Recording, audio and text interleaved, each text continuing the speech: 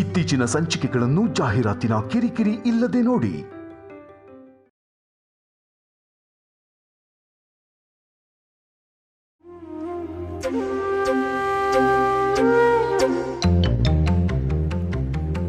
ಹೇ ಕಂದ, ಏನ್ ಕಂದ ಹಾಗೆ ನೋಡ್ತಾ ಇದೀಯಾ? ಓ, ಯೂನಿಫಾರ್ಮಾ? ಇಷ್ಟಾದ್ರೆ ಸೂಪರ್. ನಾಳೆ ನೀನ್ ದೊಡ್ಡವನಾದ್ಮೇಲೆ ನನಗಿಂತ ದೊಡ್ಡ ಪೊಲೀಸ್ ಆಫೀಸರ್ ಆಗ್ಬೇಕು, ಸರಿನಾ? ಆದ್ರೂ ಯಾಕೋ ನೀನು ಈ ನಡುವೆ ನಿಮ್ಮ ಅಮ್ಮನ್ಗೆ ತುಂಬಾ ಟಾರ್ಚರ್ ಕೊಡ್ತಿದ್ಯಂತೆ. ನಿಮ್ಮ ಅಮ್ಮನ ಹತ್ರ ಬಿಟ್ರೆ ಬೇರೆ ಯಾರ ಹತ್ರನೂ ಇರೋದಿಲ್ವಂತೆ. ನಿನ್ ಮೇಲೆ ಕಂಪ್ಲೇಂಟ್ಸ್ ಯಾಕೋ ಜಾಸ್ತಿ ಆಗ್ತಾ ಇದೆ. ಅವಾಗವಾಗ ನಿಮ್ಮ ಅಜ್ಜಿ ಹತ್ರನೂ ಇದ್ದು ಆಡ್ಕೋಬೋದಲ್ವೇನೋ? ಲೇ ನಾಟಕ ಆಡ್ಬೇಡ್ವೋ. ನಿಮ್ಮ ಅಜ್ಜಿ ಹೆಸರು ಹೇಳ್ತಿದ್ದ ಹಾಗೆ ನಿನ್ ಕಣ್ಣಲ್ಲಿ ನೀರು ಹಾಗೆ ಬಂದ್ಬಿಡುತ್ತೆ. ಅಳ್ಬೇಡ ಅಳ್ಬೇಡ ಅಳ್ಬೇಡ, ನಿಮ್ಮ ಅಮ್ಮನ್ ಕರಿತೀನಿ ನೀರು. ಕಲ್ಯಾಣಿ ಕಲ್ಯಾಣಿ ಕಲ್ಯಾಣಿ,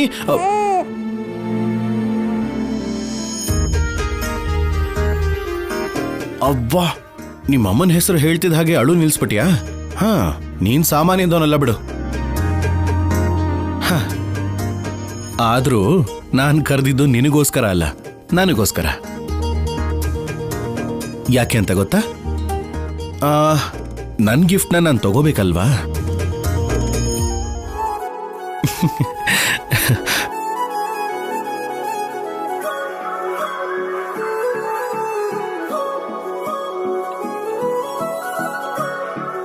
ಆಫೀಸರ್, ಅಷ್ಟರಲ್ಲೇ ಎಲ್ಲಿ ಹೋದ್ರು? ಆಫೀಸರ್,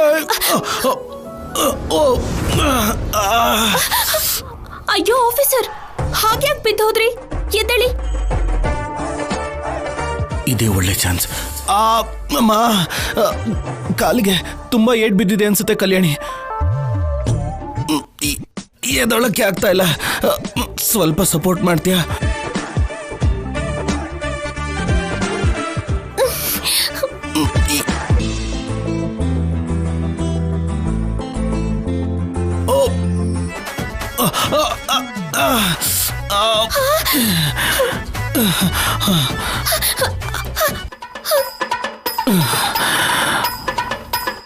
ಎದ್ದೇಳಿ.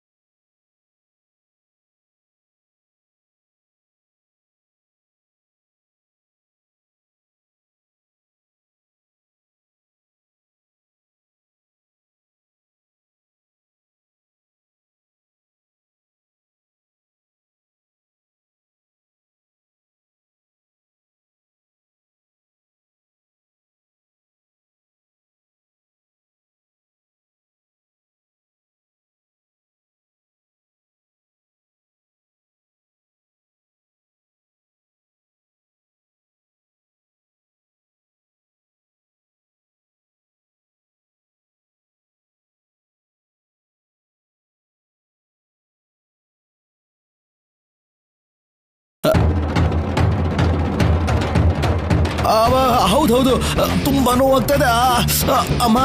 ಅಯ್ಯೋ ಅಮ್ಮ, ಅಮ್ಮ, ಅಯ್ಯೋ ಅಮ್ಮ. ಆಕ್ಟಿಂಗ್ ಮಾಡ್ತಿದ್ದಾರೆ.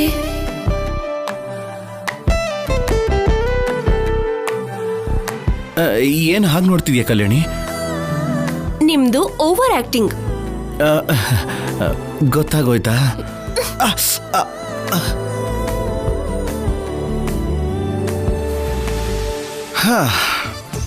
ಗೊತ್ತಾದ್ಮೇಲೆ ಇನ್ನು ಈ ಡ್ರಾಮಾ ಯಾಕೆ? Direct attack. ಅಟ್ಯಾಕ್ ಅಂತ ಹೇಳಿ ನನ್ನ ಹತ್ರ ಯಾಕೆ ಬರ್ತಿದ್ದೀರಾ ಆಫೀಸರ್? ಅಷ್ಟಕ್ಕೂ ನಾನು ಯಾಕೆ ಕರೆದಿದ್ದು? ಗಿಫ್ಟ್ ಕೊಡ್ತೀಯನೋ ಅಂತ. ಕೊಡ್ತೀಯಾ? ಗಿಫ್ಟಾ? ಏನ್ ಗಿಫ್ಟು? ನನ್ನಿಂದ ಕೊಡೋದಾಗಿದ್ರೆ ಕೊಡ್ತೀನಿ. ನಿನ್ನೊಬ್ಳಿಂದ ಮಾತ್ರನೇ ಕೊಡೋಕ್ಕಾಗೋದು, ಬೇರೆ ಯಾರನ್ನೂ ಕೇಳೋಕ್ಕಾಗಲ್ವಲ್ಲ. ಅಷ್ಟು ಸ್ಪೆಷಲ್ ಯಾವುದು ಆಫೀಸರ್? ನಿಜವಾಗ್ಲೂ ಅರ್ಥ ಆಗ್ಲಿಲ್ವಾ? ಅಯ್ಯೋ, ನಿಜವಾಗ್ಲೂ ಅರ್ಥ ಆಗ್ತಿಲ್ಲ ಆಫೀಸರ್. ನಿನ್ನ ಮಾತುಗಳು ನನಗೆ ಮತ್ತು ಬರೋ ಹಾಗೆ ಅನಿಸ್ತಾ ಇದೆ.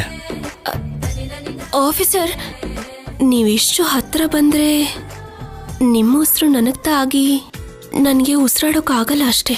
ಪರವಾಗಿಲ್ಲ, ನನ್ನ ಉಸಿರು ನಿನಗೆ ಕೊಡ್ತೀನಿ.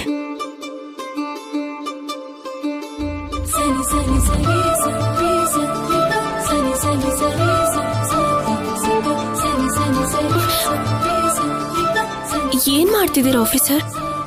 ನನ್ನ ಗಿಫ್ಟನ್ನ ನಾನು ತಗೊಂಡು ನಿನಗೆ ಉಸಿರಾಡೋಕೆ ಸಹಾಯ ಮಾಡೋಣ ಅಂತ.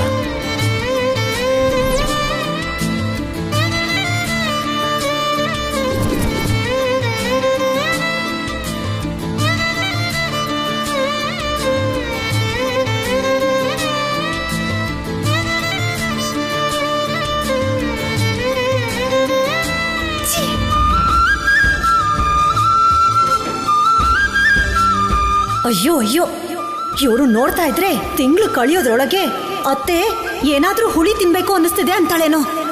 ದೇವ್ರೆ, ಅದು ನಡಿಬಾರ್ದು. ನನ್ನ ಬೇಡಿಕೆನ ಪೂರ್ತಿ ಮಾಡು.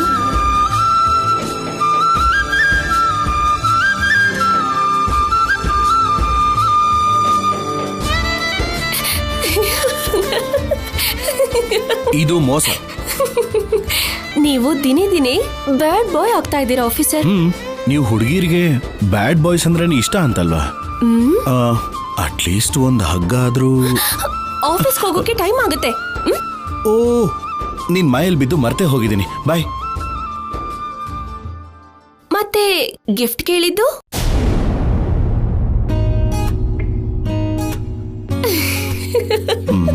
ನಿನ್ನ ಸುಮ್ಮನೆ ಬಿಡ್ಲೇಬಾರ್ದು.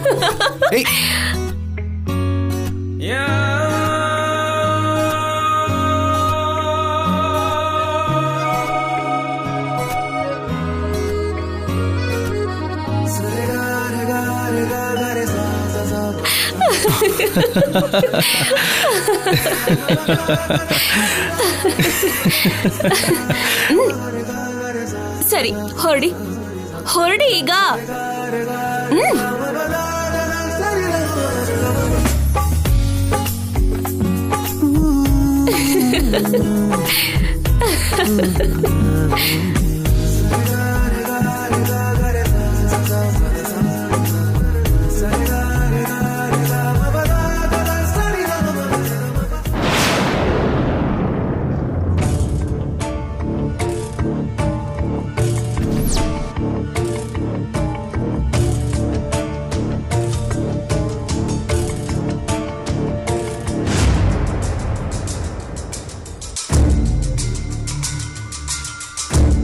ನನ್ನ ಮನುಷ್ಯಲ ಹಾಗೆ ನೋಡದೇ ಇರೋ ಅಂತ ನಮ್ಮಪ್ಪ, ನನ್ನ ನೋಡಿದ್ರೇನೆ ಕೋಪ ಮಾಡ್ಕೊಳ್ಳೋ ಅಂತ ನಮ್ಮಮ್ಮ, ಅನುಪಮ, ಚಿನ್ನಿ, ಇವರೆಲ್ಲರೂ ಯಾಕೆ ನನಗೆ ಗಿಫ್ಟ್ ಕೊಟ್ಟು ಪ್ರೀತಿ ತೋರಿಸ್ತಾ ಇದ್ದಾರೆ? ಅಷ್ಟಕ್ಕೂ ಇವ್ರ ಪ್ಲಾನ್ ಏನಾಗಿರ್ಬೋದು?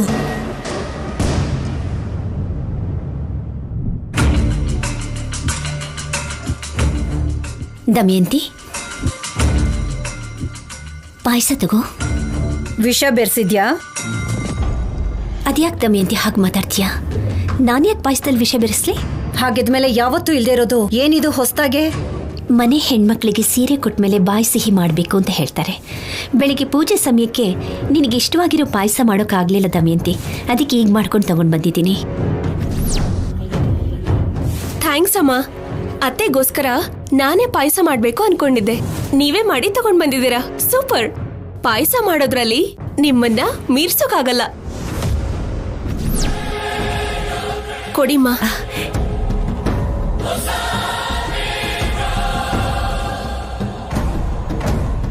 ತಗೊಳ್ಳಿ ಅತ್ತೆ, ನಿಮ್ಗಿಷ್ಟ ಆಗಿರೋ ಪಾಯಸ.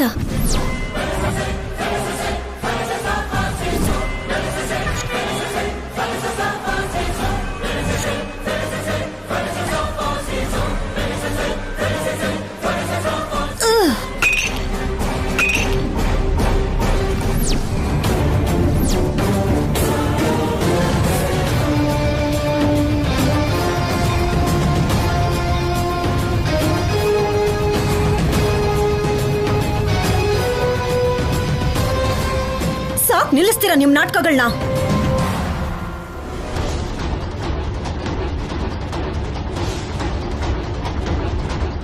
ಈಗೇನಾಯ್ತು ದಮಯಂತಿ? ಏನ್ ಈ ಹೊಸ ನಾಟಕ? ಬೆಳಿಗ್ಗೆಯಿಂದ ನಾನು ನೋಡ್ತಿದ್ದೀನಿ. ನನ್ನ ಹೊಗಳ್ತಾ ಇದ್ದೀರಾ? ಗಿಫ್ಟ್ ಅಂತ ಕೊಡ್ತಾ ಇದ್ದೀರಾ? ಪ್ರೀತಿಯಿಂದ ಪಾಯಸ ತಗೊಂಡ್ ಬಂದಿದ್ಯಾ? ಏನ್ ನಡೀತಾ ಇದೆ? ನನ್ನ ಹುಚ್ಚಿ ಮಾಡ್ಬೇಕು ಅನ್ಕೊಂಡಿದ್ದೀರಾ? ಮಾಯ ಮಾಡ್ಬೇಕು ಅನ್ಕೊಂಡಿದ್ದೀರಾ? ನೀವೆಲ್ರೂ ಒಳ್ಳೆ ನಟ್ರು ಅಂತ ನನಗ್ ಗೊತ್ತು. ಆದ್ರೆ ನನ್ನ ಮುಂದೆ ನಾಟಕ ಮಾಡಿ ನಿಮ್ ಟ್ಯಾಲೆಂಟ್ ಅನ್ನ ತೋರ್ಸೋದಕ್ ಬರಬೇಡಿ.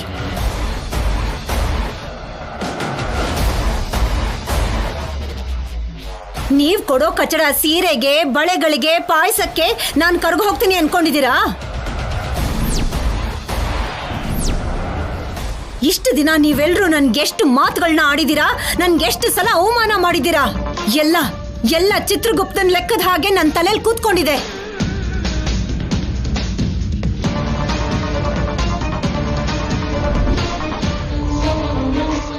ಇದೆಲ್ಲದಕ್ಕೂ ನಾನು ಲೆಕ್ಕ ಚುಕ್ತ ಮಾಡ್ದೆ. ನಿಮ್ ಕಪಟ ಪ್ರೀತಿನ ನೋಡಿ ಕಣ್ಣೀರ್ ಹಾಕೊಂಡು ಬದ್ಲಾಗ್ಬಿಡ್ತೀನಿ ಅಂತ ಅದ್ ಹೇಗ್ ಅಂದ್ಕೊಂಡ್ರಿ ನೀವು? ಅಪ್ಪ, ಇವಾಗ ರೀ ಸೌಂಡ್ ಬರೋ ಹಾಗೆ ವಿಸಿಲ್ ಹಾಕ್ಬೇಕು ಅನಿಸ್ತಿದೆ. ಹಾಕಿದ್ರೆ ನನ್ ಕಿವಿಲಿ ರೀ ಸೌಂಡ್ ಬರೋ ಹಾಗೆ ನನ್ ಗಂಡ ನನ್ಗೆ ಹೊಡಿತಾರೆ.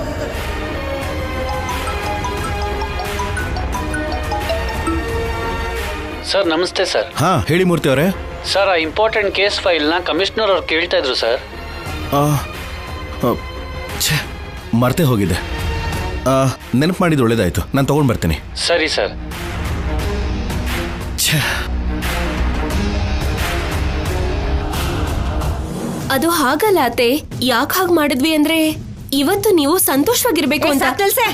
ನೀನು ನಿನ್ ಕಡೆ ಅವರೆಲ್ಲರೂ ನನ್ ಸಂತೋಷದ ಬಗ್ಗೆ ಯೋಚನೆ ಮಾಡ್ತೀರಾ? ಅದನ್ನ ನಾನ್ ನಂಬೇಕಾ? ನನ್ ಹಣೆ ಮೇಲೆ ಜಾತ್ರೆಯಲ್ಲಿ ತಪ್ಪಿಸ್ಕೊಂಡಿರೋ ಪೆದ್ದಿ ಅಂತ ಏನಾದ್ರೂ ಬರ್ದಿದ್ಯಾ?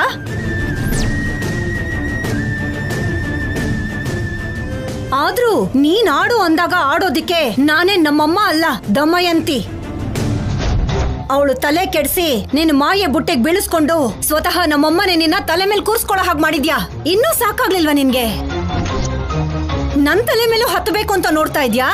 ಇಷ್ಟಕ್ಕೂ ಹಸು ಮಾಂಸ ತಿಂದ್ರೆ ಹುಲಿ ಹುಲ್ ತಿನ್ನತ್ತಾ? ನಿಮ್ಮಮ್ಮ ಮಾಧುರಿ ಬುದ್ಧಿನೇ ನಿನಗೂ ಬಂದಿದೆ.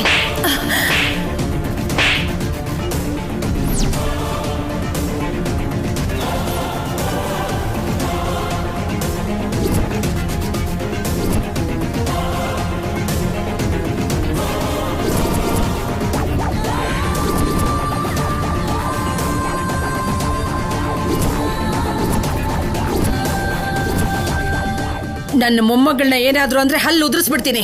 ನಾನ್ ನಿನ್ನ ಮಗಳಮ್ಮ.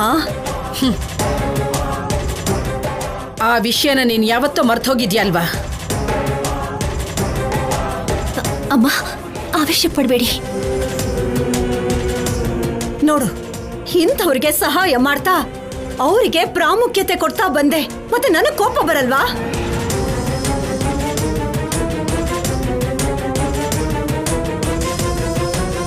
ಇವ್ರ ಹಾಗೆ ಹೊರಗಡೆ ಒಂದು ಒಳಗಡೆ ಒಂದು ನನ್ ಕೈಲಿರಕ್ಕಾಗಲ್ಲಮ್ಮ. ನೀನು ಮೊಮ್ಮಗಳ ಬಗ್ಗೆ, ಅನುಪಮ ಬಗ್ಗೆ ನಿನಗ್ ಪೂರ್ತಿಯಾಗಿ ಗೊತ್ತಿಲ್ಲ. ಇವರು ಒಳ್ಳೆಯವ್ರಲ್ಲ ಅಮ್ಮ, ಮುಳುಗಿಸೋರು.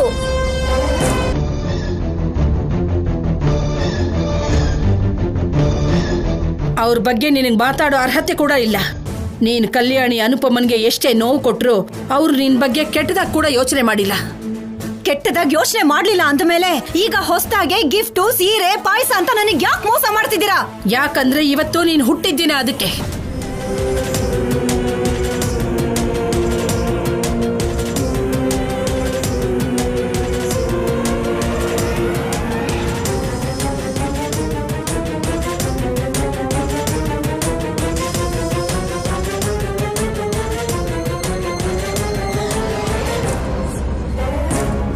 ಇವತ್ತಿನ ದಿನ ನಿನಗೆ ತಂದೆ ತಾಯಿಯಾಗಿ ನಮ್ಮ ಕೈಯಲ್ಲಿ ನಿನಗೇನಾದರೂ ಉಡುಗೊರೆ ಕೊಡಿಸಿ ನಮ್ಮ ಕೈಯಲ್ಲಿ ನಿನಗೆ ಆಶೀರ್ವಾದ ಮಾಡೋ ಹಾಗೆ ಮಾಡಬೇಕು ಅಂತ ಅನ್ಕೊಂಡ್ರು.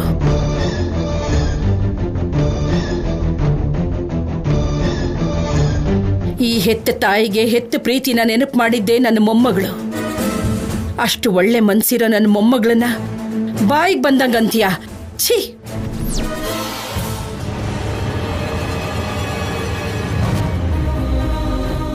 ಮನುಷ್ಯರನ್ನ ಅಪಾರ್ಥ ಮಾಡ್ಕೊಳ್ಳೋದು ಬಿಟ್ರೆ ಮನುಷ್ಯರನ್ನ ಯಾವತ್ತು ಅರ್ಥ ಮಾಡ್ಕೋತಾಳ ಪಾರ್ವತಿ ನಿನ್ನ ಮಗಳು? ದಮಯಂತಿ, ನಿನ್ ಕಂಡ್ರೆ ನಮ್ಗೆ ಯಾವತ್ತು ಕೋಪ ಅನ್ನೋದಿಲ್ಲ. ನೀನು ಕಲ್ಯಾಣಿನ ಅರ್ಥ ಮಾಡ್ಕೊಳ್ತಾ ಇಲ್ಲ ಅನ್ನೋ ಬೇಸರ ಬಿಟ್ರೆ, ನೀನು ಹುಟ್ಟಿದ ದಿವಸ ನೀನು ಸಂತೋಷವಾಗಿರ್ಬೇಕು ಅಂತ ನಾವಿದನ್ನೆಲ್ಲ ಮಾಡಿದ್ವಿ.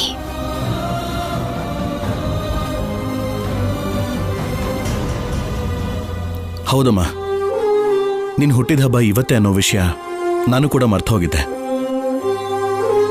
ಕಲ್ಯಾಣಿನೇ ನೆನಪು ಮಾಡಿದ್ದು. ಸಾಯಂಕಾಲ ಎಲ್ಲರೂ ಸೇರಿ ಕೇಕ್ ಕಟ್ ಮಾಡಿ ನಿನಗೆ ವಿಶ್ ಮಾಡೋಣ ಅನ್ಕೊಂಡ್ವಿ. ಆದರೆ ಅಷ್ಟರಲ್ಲೇ ಹೀಗೆಲ್ಲ ಆಗೋಯ್ತು. ಅಮ್ಮ, ಹುಟ್ಟುಹಬ್ಬದ ಶುಭಾಶಯಗಳು ಅಮ್ಮ. ಹುಟ್ಟುಹಬ್ಬದ ಶುಭಾಶಯಗಳು ದಮಯಂತಿ. ಹುಟ್ಟಿದ ಹಬ್ಬದ ಶುಭಾಶಯಗಳು ದಮಯಂತಿ. Happy birthday ಅದ್ಗೆ. ಹುಟ್ಟುಹಬ್ಬದ ಶುಭಾಶಯಗಳು ಅಕ್ಕ. ಅತ್ತೆಗೆ ಆಶೀರ್ವಾದ ಮಾಡಿ ಅಜ್ಜಿ. ಬನ್ನಿ ತಾತ. ಅಮ್ಮ ಹೋಗು. ಹೋಗಿ.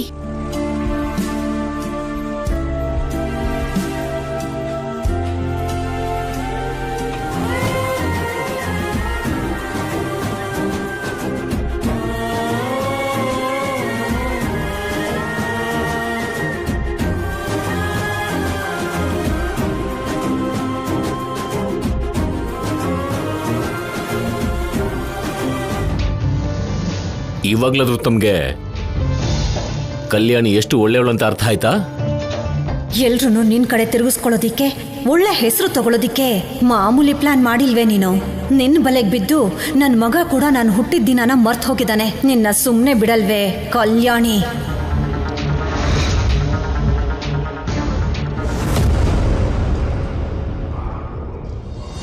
ಅವಳು ತಲೆ ಕೆಡಿಸಿ ನಿನ್ನ ಮಾಯ ಬುಟ್ಟೆಗೆ ಬೀಳಿಸ್ಕೊಂಡು ಸ್ವತಃ ನಮ್ಮಮ್ಮನೆ ನಿನ್ನ ತಲೆ ಮೇಲೆ ಕೂರ್ಸ್ಕೊಳ್ಳೋ ಹಾಗೆ ಮಾಡಿದ್ಯಾ. ಇನ್ನೂ ಸಾಕಾಗ್ಲಿಲ್ವಾ ನಿನ್ಗೆ? ನನ್ ತಲೆ ಮೇಲೂ ಹತ್ತಬೇಕು ಅಂತ ನೋಡ್ತಾ ಇದ್ಯಾ? ಇಷ್ಟಕ್ಕೂ ಹಸು ಮಾಂಸ ತಿಂದ್ರೆ ಹುಲಿ ಹುಲ್ ತಿನ್ನತ್ತಾ? ನಿಮ್ಮಮ್ಮ ಮಾಧುರಿ ಬುದ್ಧಿನೇ ನಿನಗೂ ಬಂದಿದೆ. ನಿಮ್ಮ ಅತ್ತೆ ಅಂದಿರೋ ಮಾತಿಗೆ ಬೇಜಾರು ಮಾಡ್ಕೋತಿದ್ದೆ ಕಲ್ಯಾಣಿ. ಹಾಗೇನಿಲ್ಲ ಮಾವಯ್ಯ. ನೀನ್ ನೋವು ಪಡ್ತಿದ್ದೆ ಅಂತ ಗೊತ್ತಾದ್ರೆ ನಿನ್ನ ಪ್ರೀತಿಸೋ ನಾವೆಲ್ಲಿ ನೋವು ಪಡ್ತೀವೋ ಅಂತ ನೀನ್ ಸುಳ್ಳು ಹೇಳ್ತಿದ್ದೆ ಅಂತ ನನ್ಗೆ ಅರ್ಥ ಆಯ್ತು. ದಮಯಂತಿ ನಿಜಕ್ಕೂ ತುಂಬಾ ಒಳ್ಳೆಯವಳಮ್ಮ. ನಿಮ್ಮಪ್ಪ ನಿಮ್ಮಮ್ಮನ ಮದುವೆ ಮಾಡ್ಕೊಳ್ಳೋಕ್ಕೂ ಮುಂಚೆ ದಮಯಂತಿ ಅನುಪಮ ಒಳ್ಳೆದನ್ನೇ ಕೇಳ್ಕೊತಾ ಇದ್ಲು. ಮಾಧುರಿ ಪದ್ಧತಿ ಅಂದ್ರೆ ದಮಯಂತಿಗೆ ಇಷ್ಟನೇ ಆಗ್ತಿರ್ಲಿಲ್ಲ. ಪಟ್ನದಲ್ಲಿ ಓದ್ಕೊಂಡು ಬಂದಿರೋ ಹುಡುಗಿ ಅಂತ, ತಂದೆ ತಾಯಿ ಇಲ್ಲ ಅಂತ ಮುದ್ದಾಗಿ ಬೆಳೆಸಿದ್ರಂತ ನಾವೆಷ್ಟೇ ಹೇಳಿದ್ರು ಕೇಳ್ತಿರ್ಲಿಲ್ಲ. ಮಾಧುರಿಯಿಂದ ಅನುಪಮ ಜೀವನ ನಾಶ ಆಗುತ್ತೆ ಅಂತ ಎಚ್ಚರಿಸ್ತಾ ಇದ್ಲು. ಅದೇ ನಡೀತು ಕೂಡ. ಅದಾದ್ಮೇಲೆ ದಮಯಂತಿ ದಿನ ದಿನಕ್ಕೆ ಅನುಪಮ ಮೇಲೆ ಕೋಪ ಬೆಳೆಸ್ಕೊಳ್ತಾ ಇವತ್ತಿಗೆ ಹೀಗಾಗಿದ್ದಾಳೆ. 4 ಜನ ಹೇಳೋ ಮಾತನ್ನ ಕೇಳಿಸ್ಕೊಂಡು ಇಲ್ಲ ಅಂದ್ರೆ ತನ್ನೆಲ್ಲ ದ್ವೇಷ ಬೆಳೆಸ್ಕೊಂಡಿದ್ದಾಳು ಗೊತ್ತಿಲ್ಲ. ಕೊನೆಗೆ ರಾಕ್ಷಸಿಯಾಗಿ ಬದಲಾಗಿದ್ದಾಳೆ. ಮಾಧುರಿ ಮೇಲಿನ ಕೋಪ, ಅನುಪಮ ಮೇಲಿನ ದ್ವೇಷ ಅವಳು ನಿನ್ಗೆ ಹೀಗೆ ನೋವು ಕೊಡೋದಕ್ಕೆ ಕಾರಣ ಅನ್ಕೋತಾ ಇದ್ದೀನಿ. ನಿನ್ನ ನಳಿಸಿ ತಾನೇನೋ ಸಾಧಿಸ್ತಿದ್ದೀನಿ ಅಂತ ಅನ್ಕೋತಿದ್ದಾಳೆ. ಆದ್ರೆ ನಿನ್ ಒಳ್ಳೆತನ, ನಿನ್ ಪ್ರೀತಿನ ದಮಯಂತಿ ಅರ್ಥನೇ ಮಾಡ್ಕೋತಿಲ್ಲ. ಆದ್ರೆ ನೀನ್ ಅದನ್ನ ನೆನ್ಸ್ಕೊಂಡು ಬೇಜಾರು ಮಾಡ್ಕೋಬೇಡಮ್ಮ. ಇಲ್ಲ ಮಾವಯ್ಯ, ಅತ್ತೆ ಎಷ್ಟೇ ನೋವು ಕೊಟ್ರು, ಎಷ್ಟೇ ಬೈದ್ರು, ನಿಮ್ಮೆಲ್ಲರ ಜೊತೆ ಇರ್ತೀನಿ ಅನ್ನೋ ಸಂತೋಷದ ಮುಂದೆ ಅದು ಚಿಕ್ಕದನ್ಸುತ್ತೆ ಮಾವಯ್ಯ. ಒಂದಲ್ಲ ಒಂದಿನ ಅತ್ತೆ ಬದಲಾಗ್ತಾರೆ, ಆ ನಂಬಿಕೆ ನನಗಿದೆ. ಥೇಟ್ ಅನುಪಮ ಹಾಗೇನೆ ಮಾತಾಡ್ತಿದ್ಯಾ, ಹುಷಾರಾಗಿರು.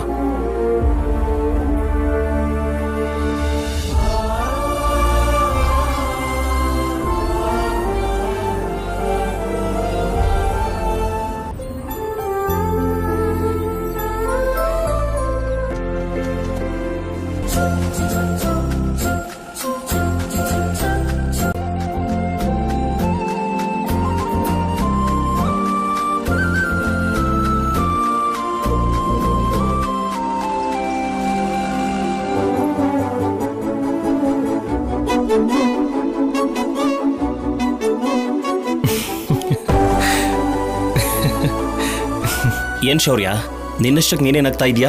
ಏನ್ ನೆನಪಿಗೆ ಬಂತು? ಕಲ್ಯಾಣಿ ನೆನಪಿಗೆ ಬಂದ್ಲು ವಾಸು. ಚಿಕ್ಕ ಮಕ್ಕಳ ಥರ ಇರೋ ಅವಳು ಮನಸ್ಸು, ಅವಳು ಚೇಷ್ಟೆ, ಪ್ರೀತಿ, ಬೇಜಾರು, ಕೋಪ, ಹೀಗೆ ಯಾವುದ್ರಲ್ಲಾದ್ರೂ ಸರಿ ಕಲ್ಯಾಣಿನೇ. ಪಾಪ, ನಾನು ಅವಳ ಮೇಲೆ ಕೋಪ ಮಾಡಿಕೊಂಡ್ರು ಅವಳಿಗೆ ಏನಂದ್ರೂ ಸರಿ, ಅವಳು ಒಂದು ಮಾತು ಆಡಲ್ಲ. ಒಂದು ಟೈಮಲ್ಲಿ ನಮ್ಮ ಮನೆಗೆ ಬಂದ ಕೋತಿ ಕಲ್ಯಾಣಿ ಬೇರೆ. ಈಗ ನನ್ನ ಹೆಂಡತಿ ಆದ್ಮೇಲೆ ನಾನು ನೋಡ್ತಿರೋ ಕಲ್ಯಾಣಿ ತುಂಬಾ ಡಿಫ್ರೆಂಟ್. ಹುಚ್ಚಿ, ಪ್ರೀತಿನ ಹಂಚೋದ್ರಲ್ಲಿ ದಿನೇ ದಿನೇ ನಮ್ಮ ಅನುಪಮ ಅಮ್ಮನ ದಾಟ್ ಹೋಗೋ ಹಾಗಿದ್ದಾಳೆ. ಒಟ್ನಲ್ಲಿ ನಿನಗೆ ಗೊತ್ತಿಲ್ಲದೇನೆ ನಿನ್ ಮನಸ್ಸು ತುಂಬಾ ಕಲ್ಯಾಣಿನೇ ತುಂಬಿಕೊಂಡಿದ್ದಾಳೆ ಅಂತಾಯ್ತು. ನಾನು ನಿನ್ನ ಹತ್ರ ಒಂದು ಮಾತು ಕೇಳಬೇಕು ಶೌರ್ಯ. ಸಂಪದನ ನೀನು ಎಷ್ಟು ಪ್ರೀತಿಸಿದ್ಯೋ ನನಗೆ ಗೊತ್ತು. ಸಂಪದ ನಿನ್ನಿಂದ ದೂರ ಆದಾಗ ನೀನು ಪಟ್ಟಿರೋ ನೋವು ನನಗಿನ್ನೂ ನೆನಪಿದೆ. ನೀನು ಮತ್ತೆ ಮಾಮೂಲಿ ಮನುಷ್ಯ ಆಗೋದಿಕ್ಕೆ ತುಂಬ ಟೈಮ್ ಬೇಕಾಗುತ್ತೆ ಅನ್ಕೊಂಡಿದ್ದೆ. ಆದರೆ ಕಲ್ಯಾಣಿ ತನ್ನ ಪ್ರೀತಿಯಿಂದ ತುಂಬ ಬೇಗ ನಿನ್ನ ಬದಲಾಯಿಸಿದಾಳೆ. ನಿಜವಾಗ್ಲೂ ಕಲ್ಯಾಣಿ ತುಂಬ ಗ್ರೇಟ್. ನಿನ್ನನ್ನು ಬದಲಾಯಿಸಿದಷ್ಟೇ ಅಲ್ಲ, ಮೋಕ್ಷ ತನ್ನ ಸ್ವಂತ ಮಗ ಅಲ್ಲದೆ ಇದ್ರು ಅವತ್ತು ಜಾತ್ರೆಯಲ್ಲಿ ಮಗುಗೋಸ್ಕರ ಕಲ್ಯಾಣಿ ಪಟ್ಟ ಕಷ್ಟ ನೋಡಿ ನನಗೆ ಆ ಮಗು ಕಲ್ಯಾಣಿದೇನೋ ಅಂತ ಅನ್ನಿಸ್ತು. ಈ ಕಾಲದಲ್ಲೂ ಇಂಥ ಮನಸ್ಥಿತಿ ಇರೋ ಹುಡುಗಿರು ಸಿಗೋದು ತುಂಬಾ ಕಷ್ಟ ಶೌರ್ಯ. ನಿನ್ ಮನಸ್ಸನ್ನಷ್ಟೇ ಅಲ್ಲ, ನೀನು ಅವಳಿಗೋಸ್ಕರ ನೀನು ಪ್ರಾಣ ಬೇಕಾದರೂ ಕೊಡ್ಬೋದು. ನಿಜಾನೇ ವಾಸು, ಕಲ್ಯಾಣಿಗೆ ನಾನು ನನ್ನ ಮಗು ಅಂದ್ರೆ ಪ್ರಾಣ. I am so lucky.